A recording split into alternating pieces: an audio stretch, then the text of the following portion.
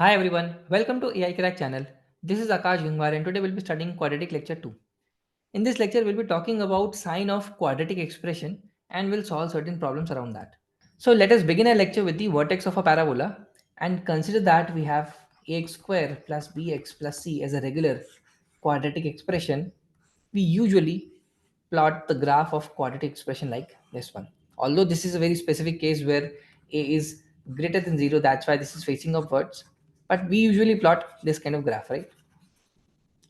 Now, what is the vertex of parabola here? Vertex is the lowest point in such a graph. In the reverse case, vertex would be the highest point. The main thing is this particular point is called as the vertex, regardless if it's facing upwards or downwards. In case of it's facing downwards, this point would be called as a vertex. Now, there are certain important properties associated with this vertex point, right? So the first point is obviously it's the lowest point in case a is greater than 0. That means parabola is facing upwards. In that case, this point is the lowest point. So lowest or highest, you can say, point. Now second point would be, if let's say this root is alpha and this root is beta for this quadratic expression, in that case this point would be exactly at alpha plus beta by 2. So this is at the center, right? So this comes out to be alpha plus beta by 2, the x coordinate. Okay, so these are the two important properties of this particular point. Now in terms of coefficients, what this point would be? So this point would come out to be minus b by 2a. You can find out this value by adding the roots and dividing by 2. So the first root would be minus b plus root d by 2a. Second root would be minus b minus root d by 2a. If you add both of them, you'll get minus b by a, but you have to divide by 2 as well. So that would give us minus b by 2a. So this point comes out to be minus b by 2a. And according to that, you can also find out the value of the entire expression. Let's say this fx is the entire expression. If you plug in this value over here, you'll get the value of entire expression. Let's calculate that as well.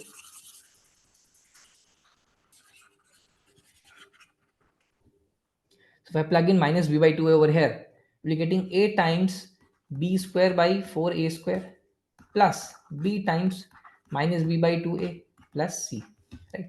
So this becomes ab square by, sorry, this a gets cancelled here, so it becomes b square by 4a.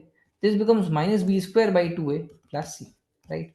Now if I multiply and divide by 2 over here, I'll be getting minus b square by 4a plus c. If I further simplify this, I'll be getting minus b square plus 4ac divided by 4a. So if I further simplify it, I'll be getting minus times d divided by 4a. So this becomes minus d by 4a, where d is the discriminant. So the value over here is minus b by 2a, the x coordinate. The y coordinate would be minus d by 4a, where d is the discriminant. Okay. Now let us talk about signs of quadratic expression. So until now we only studied ax square plus bx plus c equals to 0. So this was the only thing which we studied. But now it's time to study greater than 0 or less than 0. Right? Let's see how that works. So the first case we have is the usual case. This parabola, the very standard one, right? In this case, the equation is ax square plus bx plus c, but here are certain restrictions. In this case, since parabola is facing upwards, for that a is always positive.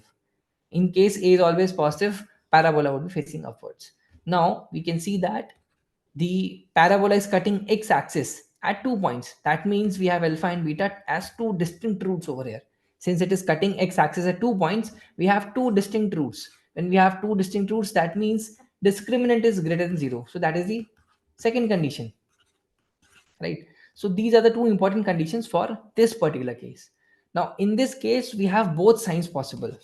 So for a particular value of x over here, let's say this is x1.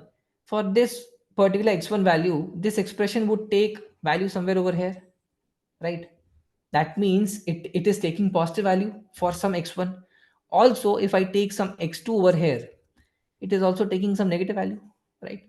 So this kind of parabola would take both positive, negative values. It takes both positive or negative values, considering that we are taking x1 and x2 respectively, right?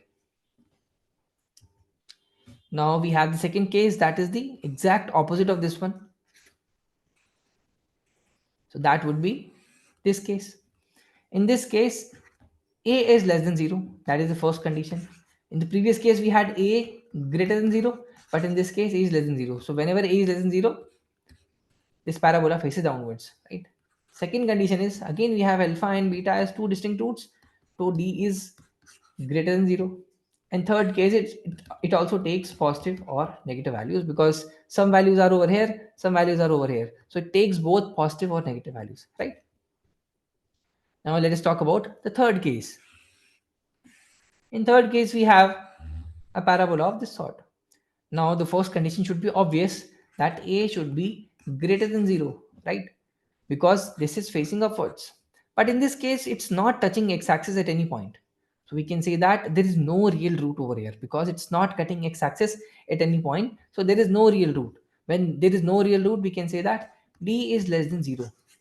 And it's always positive. See, it's always above x-axis. So for any value, you can take this value, or this value, it's always going to be positive. Always positive. Always. So first point, second point, third point. So the main condition for a quadratic expression to be positive, always positive, is when d is less than 0 and when a is greater than 0. When these two conditions are satisfying, the quadratic expression will always be positive. Now again we have the exact opposite case. We have a parabola of this sort. Now we can see that it's not touching this x-axis over here. So since it's facing downwards, a is less than 0, but d is also less than 0, because we don't have any kind of real roots over here. It's not touching, it's not cutting x-axis, not even touching, right? Now in this case, it's going to be always negative. So first point, second point, third point. When a is less than 0 and d is less than 0, it's always going to be negative. In case we have just given that d is less than 0, that means either the function is always positive or always negative. Unless we don't know the sign of a, we cannot conclude on the direction of parabola, right? Now we have the fifth case as this one, where it's touching at one single point. Now in this case, since this is facing upwards, we can simply say that a is positive, right? But since this is touching at just one single point, so it has just one root. That means it has two equal roots. D should be equals to 0 over here, right? And in this case, it's always going to be either positive or 0. This value expression, the fx would always be greater than equals to 0. Either it's always positive or equals to 0 in just one single case, right? Now the last case, the obvious one, we have a parabola facing downwards but touching at one single point. In this case, a is less than 0 because it's facing downwards, d equals to 0 because it's touching just one single point. That means we have two equal roots, and the value of expression is less than equals to 0 because it's always negative, or it is 0 in the worst case for this particular point, right? Now let's solve this question. For all x, x square plus 2ax plus 10 minus 3a greater than 0, then the interval in which a lies is. Now the important point over is positive and for all x, right?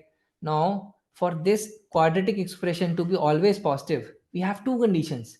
So in case we have ax square plus bx plus c as the quadratic expression, for this to be always positive for all x, it should have a as positive and d should be less than 0, right?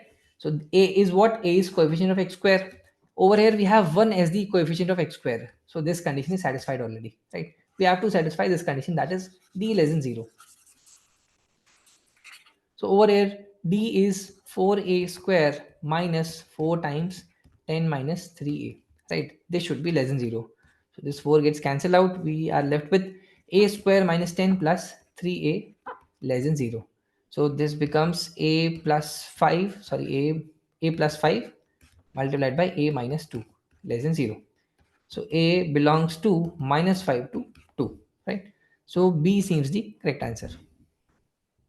Now let us solve this question. Find all values of a for which the inequality a minus 4x square minus 2ax plus 2a minus 6 is less than 0. Right? So remember that we studied for ax square plus bx plus c to be less than 0, a should be less than 0 and d should be less than 0. The coefficient of x square should be negative and discriminant should be negative. And when these both these conditions are satisfied, we can say that the quadratic expression is always less than 0, right? In this case, coefficient of x square is a minus 4, so a minus 4 should be less than 0. That means a should be less than 4. So that is the first condition. Second condition would be d less than 0, right? So d is 4a square minus 4 times a minus 4 multiplied by 2a minus 6 should be less than 0. So if I expand it, I'll be getting 2a square minus 6a minus 8a plus 24 less than 0, right? Now this one is cancelled out. Now we are left with a square minus 2a square, that is minus a square. We have minus 6a minus 8a, that means minus 14a, and with a negative sign, so we have plus 14a.